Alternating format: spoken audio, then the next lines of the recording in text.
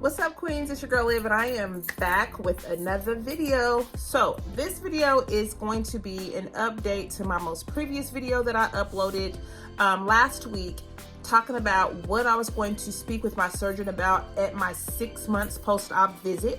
Today is October 24th, 2019.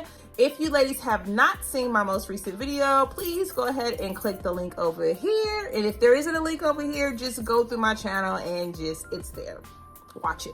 So I showed up to my 6 month post-op tummy tuck visit.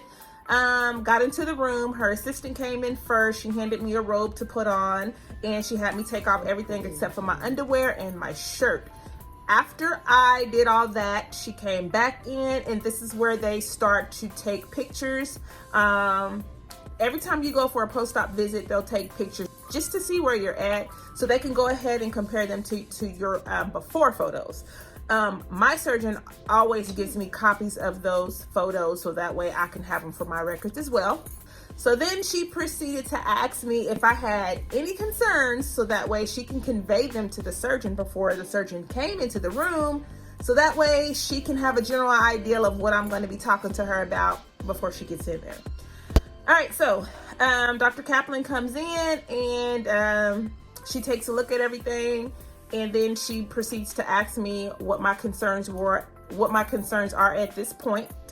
And so I went ahead and told her that my concerns were, one, the keloid scarring around my belly button incision, and my keloid scarring around my actual tummy tuck scar incision. So she took a look at that, and as I figured, she suggested cortisone shot injections, which I already knew because I've had those before. And she proceeded to explain to me that cortisone shot injections for keloid scarring is not a one-time thing. You have to keep coming back for different sessions until the keloid scarring has flattened completely out.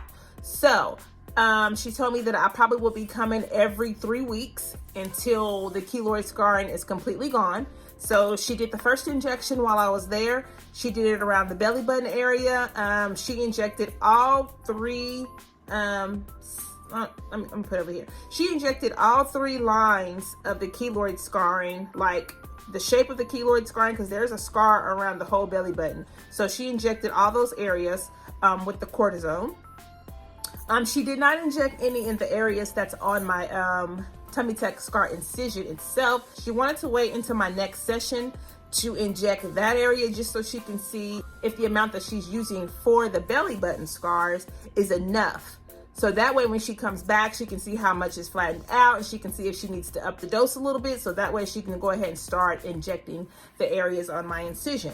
Now, as I told y'all, the keloid scarring on my incision is not on the entire incision. It's just in certain spots. But the keloid scarring on my belly button was completely around my entire belly button. So that is how we're going to fix the keloid scarring.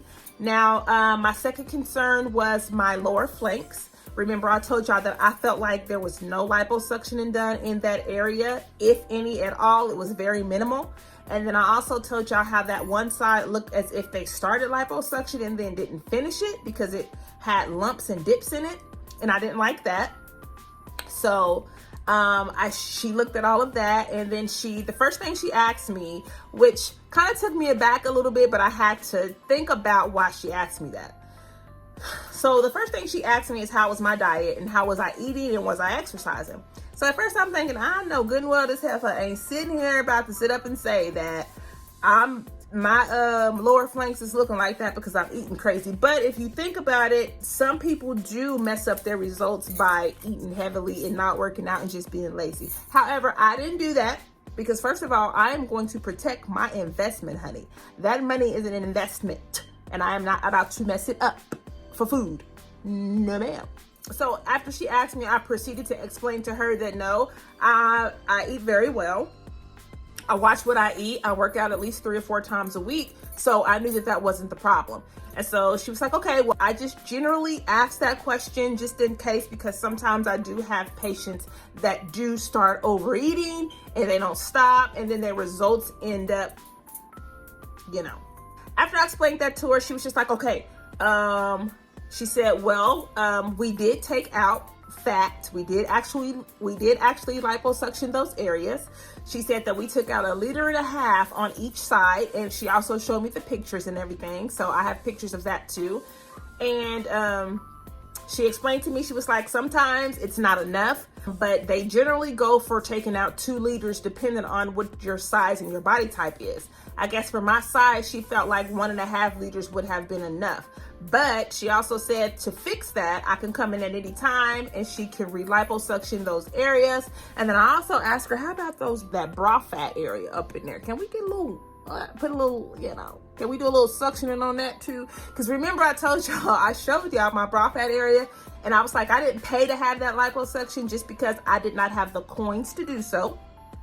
But I figured if she's gonna go back and do a revision and liposuction some more, why not just hit those areas too? You know what I'm saying? Just get it out the way. And she was like, okay, cool. She was cool with that. So that's the result of the liposuctioning love handle concerns. She's going to redo it and take out more. And she was like, I can take out more, so that way this time I'll take out 2 more liters, and you'll have that hourglass shape that you're probably looking for. I was like, okay, let's do it. I asked her, I said, so how soon can I get this done? And she was like, you can come in whenever you want to. She was like, you can come in a week, 2 weeks, a month. And so I was thinking about it, and I was like, okay, I'll probably take at least another 3 months before I come in and let her redo my liposuctioning, just because I want to continue to eat healthy and to do my exercising and stuff and see how much that takes it down before I go ahead and let her redo the liposuctioning. But I am going to get the liposuctioning redone. So I told her I'm going to wait at least 3 more months, and then I'll come in and schedule my appointment. Those were the results to my 6-month post-op visit.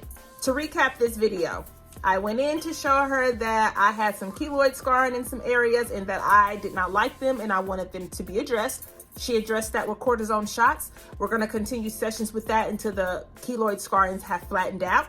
Number 2, I expressed to her about my liposuctioning in my lower flanks that I did not like. I felt like it was not done correctly or it was not done enough.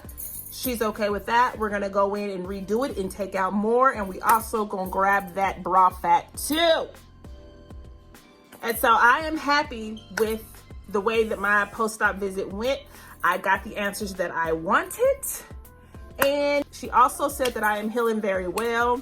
I asked her if I can shave down there yet, because when I first got that done, she told me not to shave for a while, and I haven't been shaving. But she told me that yes, you can absolutely start shaving, waxing, whatever it is you want to do, girl, do it. So that's pretty much it, ladies. Those were the results of my post-op 6-month visit. So I got my answers, and I will keep y'all updated on the cortisone shot injections and show y'all how well that's making the keloid scarring go down.